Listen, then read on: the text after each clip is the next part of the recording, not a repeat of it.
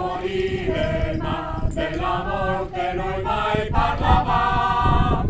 Parlavamo del futuro, se il destino ci allontana, il ricordo di quei giorni sempre uniti ci terrà. Mi ricordo che poi venne l'alba e poi qualche cosa di colpo cambiò. Il domani